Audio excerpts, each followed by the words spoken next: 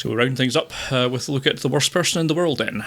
Apologies in advance for any bad pronunciation of Norwegian names, but I have no idea how to do it, so I'll just give it my best go. Joachim Trier's The Worst Person in the World is a romantic drama crossed with a coming-of-age tale, though with that coming-of-age period shifted to somewhat later than is typical, taking place a year or two either side of the psychological milestone of 30. The person coming of age, who may or may not be the person of the title, is Renata Rensva's Julie, a millennial unsure of what or who she should be. We meet her first as a medical student, before she leaves medicine to pursue psychology, loftily telling her mother that her passion is for the soul, not the body, and then eventually giving that up to become a photographer. But she also fancies being a writer, something perhaps mirrored in the film's format, composed of 12 chapters, a prologue and an epilogue, each of which feels like a complete, well, not a complete story, but a complete or at least cohesive idea or thought process, functioning in isolation but also being an integral and progressing part of the overall whole. Julie's photography sees her start a relationship with one of her subjects before unceremoniously abandoning him at a party after meeting the much more interesting Axel, Anders Danielsen Lee, an underground comic book artist 15 years or so her senior, with whom she soon moves in. A combination of different desires and the fact that Julie doesn't really know what she does desire sees her leave Axel, in a scene both sad yet magical that, were it in a typical romantic comedy, would seem cloying and even twee. Yet here reads as a visual personification of hope and the greener grass on the other side. That grass isn't, as you might expect, greener, and Julie begins to realise that if any grass more verdant is to be found, she might find it inside of herself. Or at least that's where she'll find the grass greenening stuff. Look, I'm not a gardener, and I realise now I shouldn't have stretched this particular metaphor out this far, but here we are. I don't think my description so far is really doing the job of distinguishing this from any number of similar sounding films, but it really is different.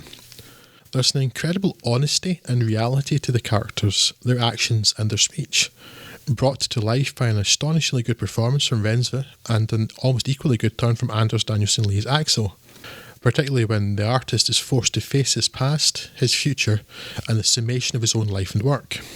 The film belies the notion that arbitrary milestones, such as turning 30, mean anything, and that anyone actually has any idea what they're doing at any age, and rather, that we're all on a continuum, each moving at their own pace, learning from some mistakes, repeating others. In other words, it feels much closer to real life and less like a movie.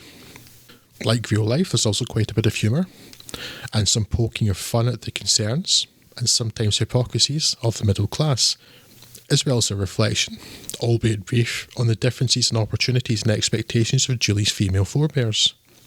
It's also beautiful, though I'm far too lacking familiarity with that city to say yea or nay to others' interpretations of its depictions and how strong of a character Oslo itself is in the story.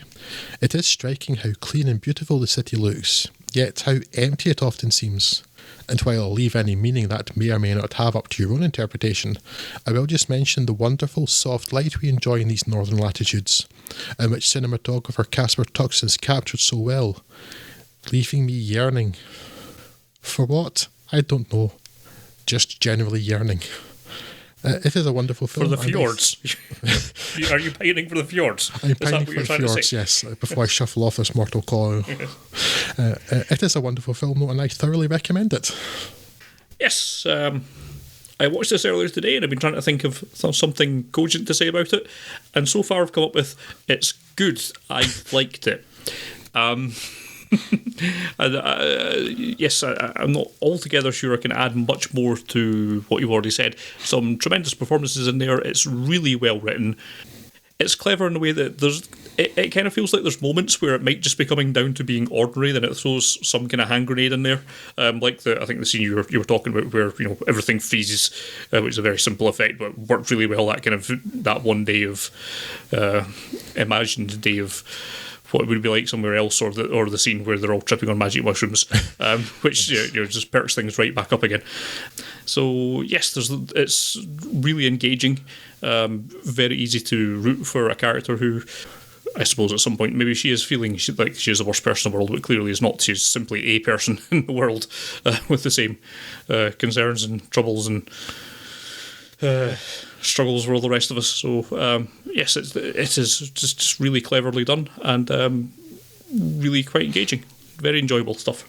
Yeah, it's quite interesting too, because I'm not sure who that refers to, if it refers to anyone, and whether it's like a self-reflection or something, because there is one character in the film who does describe themselves as the worst person in the world, and it seems like that person is probably quite a nice person. Yeah. So yeah, I'm not sure if it's like quite how we're meant to take that title, but again, there's a lot of things out here kind of really up for interpretation.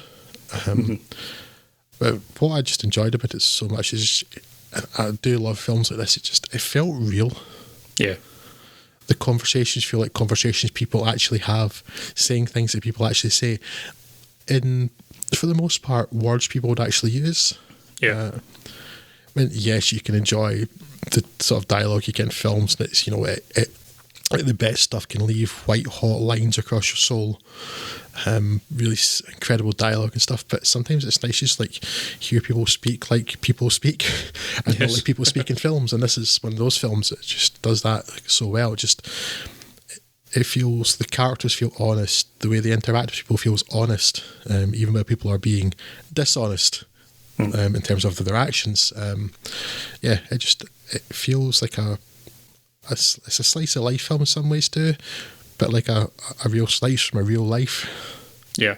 And not just like a film character. So it makes it much more relatable in that way.